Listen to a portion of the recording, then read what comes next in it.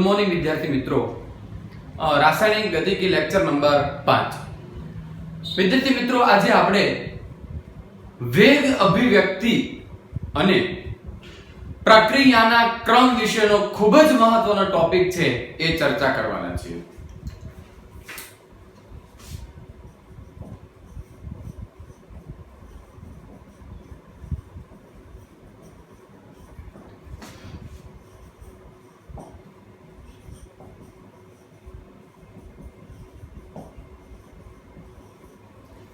वेग अभिव्यक्ति અને પ્રક્રિયાનો ક્રમ।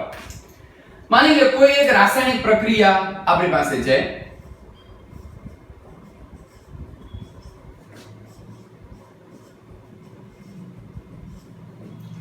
તો આ પ્રક્રિયાની અંદર આપ સૌ જાણો છો કે પ્રક્રિયકો કોણ કોણ છે, તો કે A અને B। નિપજો કોણ કોણ છે, તો કે C અને D। તો તરત જ આપણને અહીંયા સવાલ થાય કે સાહેબ આ A B C અને D આ શું છે? તો આ A અને B એ પ્રક્રિયકોના, C અને D એ નિપજોના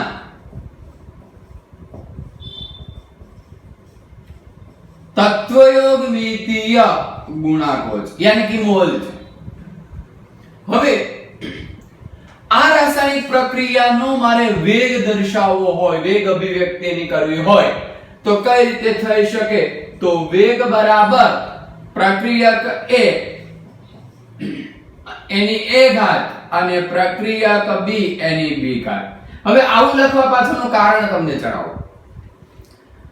કોઈ પણ રાસાયણિક પ્રક્રિયાનો વેગ એ પ્રક્રિયકોની સાંદ્રતાના ગુણાકારના સમપ્રમાણમાં હોય, બરાબર? એટલે અહીંયા બરાબરના બદલે હું પ્રોપોર્શનલ ટુ કરું, વેગ પ્રોપોર્શનલ ટુ એની A ઘાત અને B ની B ઘાત। મિત્રો A અને B પ્રક્રિયકો છે, મોટો કૌંસ એની સાંદ્રતા છે, એટલે પ્રક્રિયકોની સાંદ્રતાનો ગુણાકાર જેટલો એનો શું હોય છે? વેગ હોય છે। ફરીવાર બોલું છું, રાસાયણિક પ્રક્રિયાનો વેગ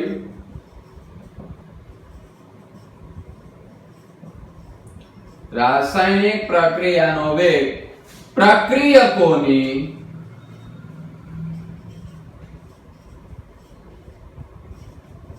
સાંદ્રતાના ગુણાકારના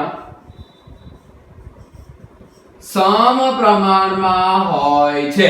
એટલે રાસાયણિક પ્રક્રિયાનો વેગ પ્રક્રિયકો કયા કયા? તો A અને B એની સાંદ્રતા એટલે મોટો કૌંસ સાંદ્રતાના ગુણાકારના સમપ્રમાણમાં હોય છે। અહીંયા પ્રોપોર્શનલ ટુ દૂર કરું તો વેગ બરાબર K એની A ઘાત B ની B ઘાત। K છે એ સંતુલન અચળાંક છે। જો K ને સૂત્રનો કરતા બનાવીએ તો K બરાબર વેગના છેદમાં A ની A ઘાત અને B ની B ઘાત બનશે। કોઈ પણ રાસાયણિક પ્રક્રિયા હોય એનો વેગ છે એ પ્રક્રિયકોની સાંદ્રતાના ગુણાકારના સમપ્રમાણમાં હોય છે। મિત્રો જ્યારે આપણે કોઈ પણ પ્રક્રિયકોનો ઘાત દર્શાવીએ A અને B, આને તમને વાત કરી વેગ અભિવ્યક્તિની। હવે હું તમને પ્રક્રિયાનો ક્રમ સાથે સાથે કહેતો હતો। અહીંયા આપણે સ્મોલ a અને સ્મોલ b એ શું છે? તો કેપિટલ A અને કેપિટલ B ના મોલ છે, યાની કે તત્વયોગમિતીય ગુણાંકો છે। તો પ્રક્રિયાનો ક્રમ મારે નક્કી કરવો હોય તો પ્રક્રિયકોની ઘાતાંકોનો સરવાળો કરવો પડે। એટલે કે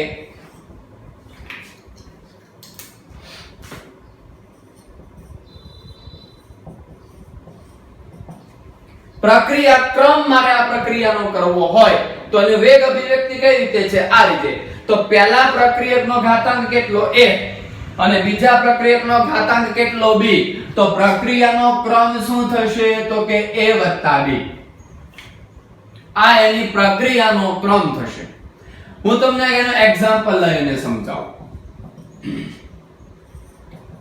2NO વત્તા O2 gives 2NO2. આ એક એક્ઝામ્પલ લીધું આપણે.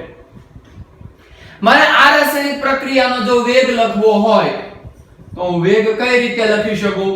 તો વેગ બરાબર k NO ની 2 ઘાત અને O2 ની 1 ઘાત, એટલે કઈ લખવાનું આવશે નહીં. હવે બહુ સરળ વાત છે. મેં પ્રક્રિયકોની સાંદ્રતાનો ગુણાકાર કરી દીધો. પહેલો પ્રક્રિયક છે NO અને બીજો પ્રક્રિયક છે O2. આ બંનેની સાંદ્રતાનો ગુણાકાર કરી દીધો.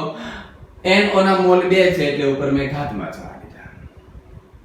મિત્રો, આ રાસાયણિક પ્રક્રિયાનો પહેલા તો ક્રમ કેટલો થશે? તો પ્રક્રિયકોના ઘાતાંકોનો સરવાળો એટલે પ્રક્રિયા ક્રમ. ચાલો, આ પહેલા પ્રક્રિયકનો ઘાતાંક કેટલો? તો 2. બીજા પ્રક્રિયકનો ઘાતાંક કેટલો? તો 1. તો 2 ને 1 3. તો આ પ્રક્રિયા કયા ક્રમની થઈ? તો તૃતીય ક્રમની થઈ. પ્રક્રિયા કયા ક્રમની થઈ? તો તૃતીય ક્રમની પ્રક્રિયા થઈ. હવે આ રાસાયણિક પ્રક્રિયાનો વેગ છે એ મારે જો ફેરફાર એમાં કરવો હોય તો હું ફેરફાર કરી શકું. અને હવે હું જે તમને એક સરસ મજાનો સવાલ નાનકડો હું તો ભણાવું છું, એ નીટ ગુજકેટ જેની અંદર દર વર્ષે એવો એક સવાલ પૂછાય છે મિત્રો. માની લો કે આપણને આ એક રાસાયણિક પ્રક્રિયા આપી દીધી છે. આ એક રાસાયણિક પ્રક્રિયા આપણને આપી દીધી. પછી આપણને એવું કહેવામાં આવે કે ઉપરની પ્રક્રિયામાં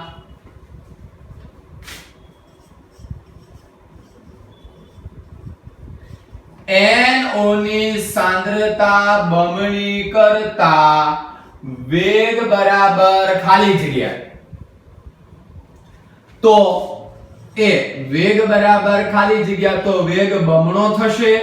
B વેગ અડધો થશે. C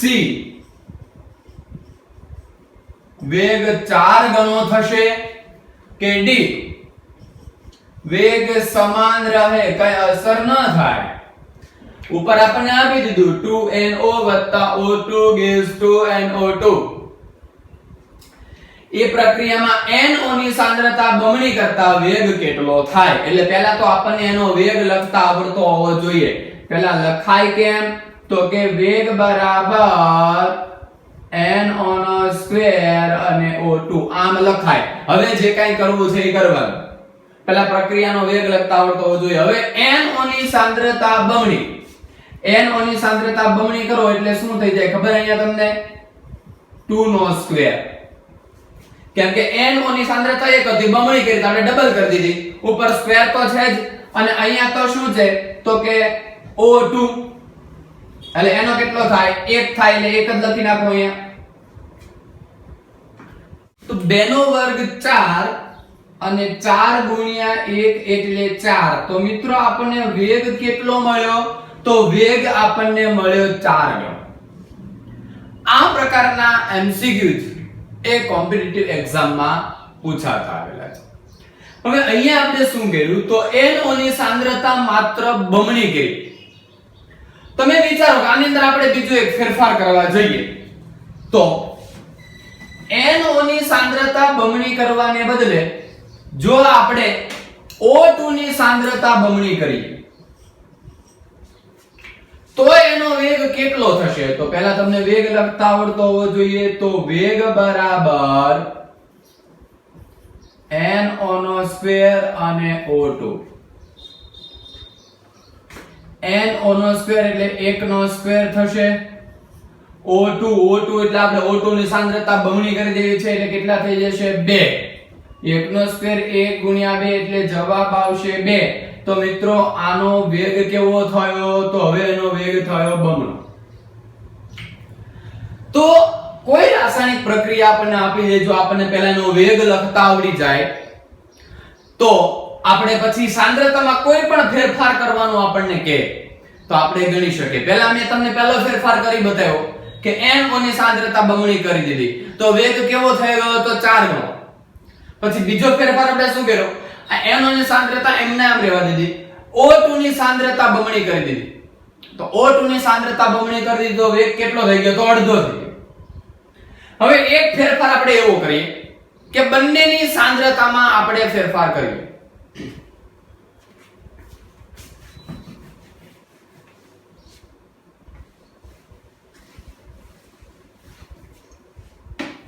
ઉપરની પ્રક્રિયામાં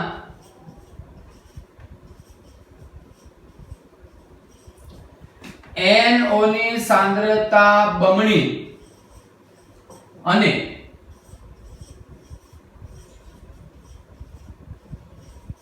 O2 ની સાંદ્રતા અડધી કરવામાં આવે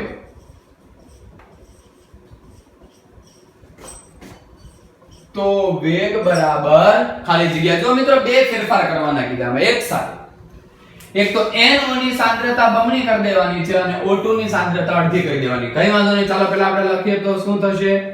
વેગ બરાબર NO નો સ્ક્વેર અને O2.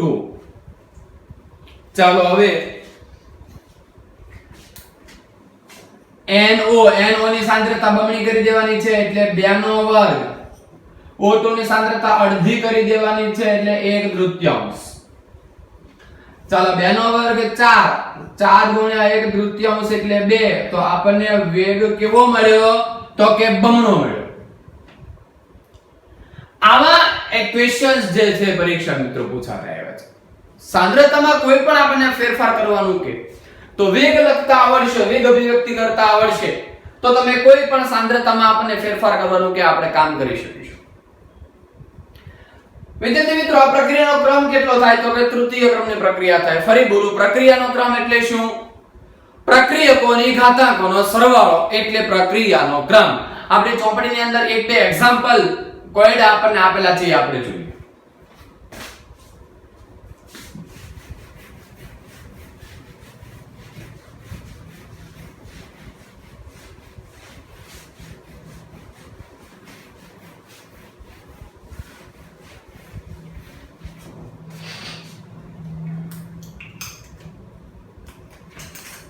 કોયડા નંબર 4.3.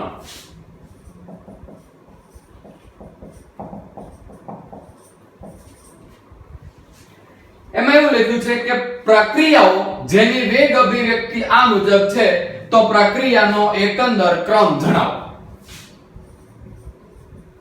પહેલા લખ્યું છે વેગ બરાબર કે એની 1/3 ઘાત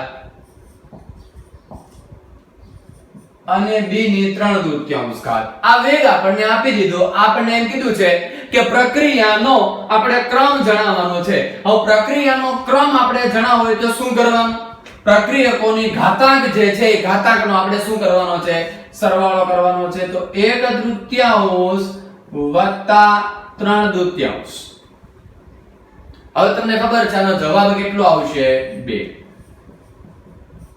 તમે લસા લઈને સાદુરૂપ આપો એટલે જવાબ આવશે 2. તો આ પ્રક્રિયા કયા ક્રમની થઈ? તો એ પ્રક્રિયા મિત્રો દ્વિતીય ક્રમની થઈ. ચાલો બીજું એક આપણને આપેલું છે વેગ બરાબર કે એની કેટલી ઘાત? તો 3/3 ઘાત અને b ની કેટલી ઘાત? તો કે -1 ઘાત. ચાલો આપણને કીધું પ્રક્રિયાનો ક્રમ જણાવો. ક્રમ ગોતવા શું કરવાનું? ઘાતાંકોનો સરવાળો એટલે 3/3 વત્તા -1 એટલે 3/3 -1 તો જવાબ આવશે અડધો. જવાબ કેટલો આવશે? એનો અડધો. તો કયા ક્રમની પ્રક્રિયા થઈ? આ તો અર્ધ ક્રમની પ્રક્રિયા છે.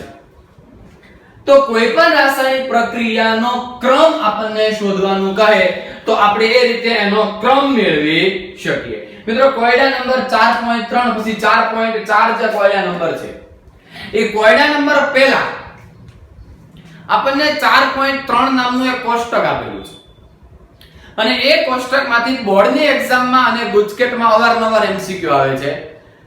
પ્રક્રિયાનો ક્રમ કયો હશે ત્યારે તેનો એકમ કયો થશે એનું એક કોષ્ટક છે, એનો ખાસ તમે અભ્યાસ કરશો અને પછી તમે 4.4 જે કોયડા નંબર છે 4.3 મેં તમને સોલ્વ કરાવ્યો, 4.4 કોયડા નંબર છે એ હોમવર્કમાં ગણવાનો પ્રયત્ન કરજો. હવે પછીના આપણા લેક્ચર નંબર 6 માં આપણે રાસાયણિક પ્રક્રિયાના ક્રમ વિશે અભ્યાસ કરીશું અને અથડામણનો સિદ્ધાંત અથવા તો આણ્વિકતા વિશે ખાસ આપણે ભણીશું. આણ્વિકતાનો ખૂબ અગત્યનો ટોપિક છે. આપણા લેક્ચર નંબર 6 માં આપણે આણ્વિકતા વિશે અભ્યાસ કરીશું. Thank you.